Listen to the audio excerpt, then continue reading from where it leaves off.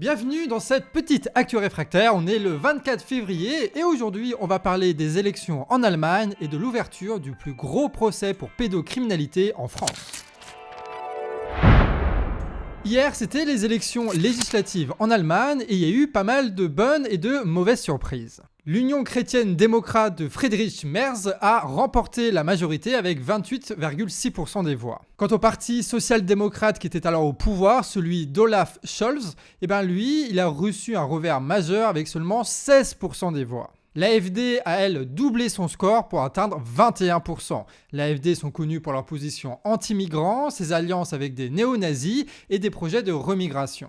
De son côté, Die Linke, qui est l'équivalent local de la France Insoumise, a créé la surprise puisqu'ils ont doublé leur score pour atteindre 9%. Si on revient à l'AfD, on voit qu'ils ont réalisé des percées importantes dans l'ex-Allemagne de l'Est, une région où historiquement la gauche avait des bastions. Depuis la réunification de l'Allemagne et la chute de l'URSS, l'Est a traversé des années de désindustrialisation avec des forts taux de chômage et une population vieillissante. Les industriels se sont tournés en Europe de l'Est qui ont intégré l'Union européenne. Ces difficultés économiques ont conduit à un mécontentement qui, auparavant, profitait à Die Linke. C'était donc le principal parti d'opposition de 2005 à 2010. Mais ensuite, Die Linke a eu des succès électoraux et a intégré des gouvernements régionaux sans convaincre sur leur capacité à changer la situation. Aujourd'hui, l'AfD a su capter ce vote protestataire en se présentant comme le seul véritable opposant au système en place. Leur discours anti-Union européenne et anti-migrants a trouvé particulièrement un écho à l'est de l'Allemagne. Ils sont aussi extrêmement présents sur TikTok et parviennent à convaincre de nombreux jeunes dans la région. En plus, l'AfD est aussi l'un des derniers partis avec Die Linke à se déclarer contre la guerre,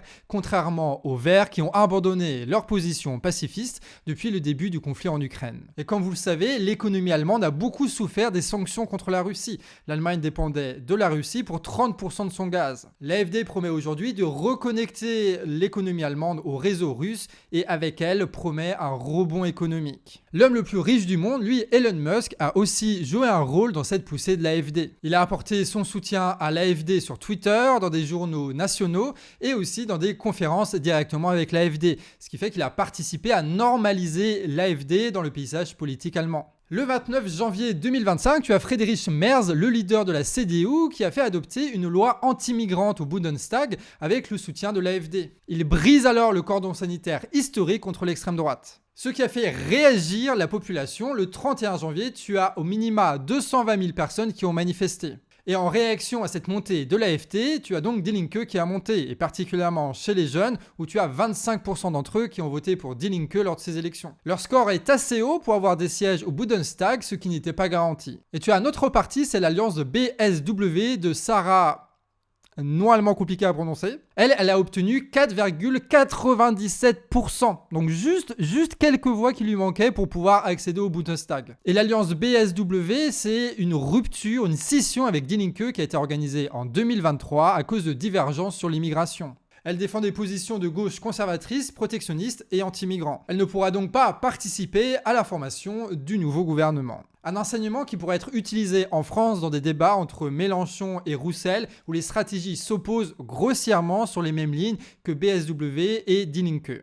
Bref, Friedrich Merz de la CDU est maintenant favori pour devenir chancelier et lui, il est très conservateur et très libéral. En 2008, il publiait un livre titré « Oser plus de capitalisme ». En 2008, il y a eu la crise des subprimes aux États-Unis, c'est pour ça que je dis ça, qui a mis à terre énormément de banques, qui a nécessité aux États d'emprunter des milliards et des milliards pour sauver tout ce système. Bref, c'était vraiment pas l'année pour publier un bouquin comme ça. Quant au chancelier allemand sortant, il a reconnu la défaite de son parti et a évoqué des discussions avec d'autres formations politiques, mais exclut l'AfD pour cette coalition. Pour la deuxième et dernière actu du jour, on retourne en France. Avec l'affaire Bayrou qui suit son cours entre mensonges, silence et complicité du pouvoir. Mais il y a un effet bénéfique à ce scandale, c'est que ça a ouvert des portes. Ça a permis par exemple aux médias Blast de sortir une enquête qui montre que Bayrou, encore lui, avait couvert une autre affaire de pédocriminalité à Bergerac, en Dordogne, avec un professeur. Pour François Bayrou, la résonance avec les questions posées par la polémique actuelle est terrible.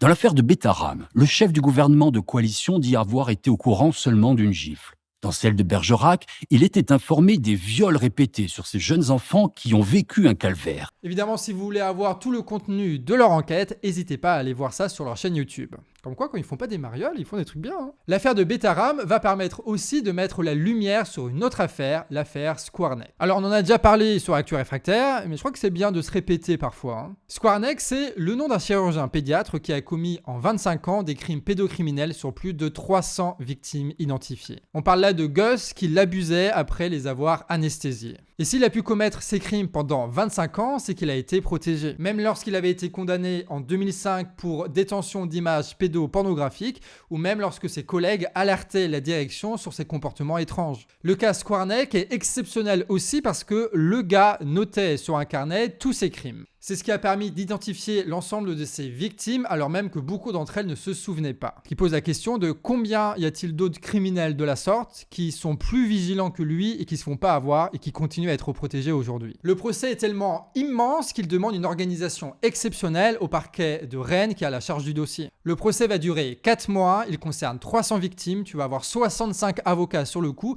et 470 journalistes. Les amphithéâtres de droit de Vannes ont été réquisitionnés pour l'occasion et le magistrat souhaite que le procès soit un lieu qui permet la parole et le débat dans un contexte émotionnel très fort. Et toi, est-ce que tu avais entendu parler de cette affaire? Dis-nous ça en commentaire. Allez, c'est terminé, on prépare une annonce assez importante en fin de semaine sur les 2 chaînes, donc c'est pour ça que voilà, il faut pas être surpris si les prochaines Actu Réfractaires sont un peu plus courtes. Celle-ci, on l'a écrit avec le monteur Décolonial qui s'est aussi occupé du montage de cette vidéo, et on se retrouve demain à 18h pour une prochaine Actu Réfractaire.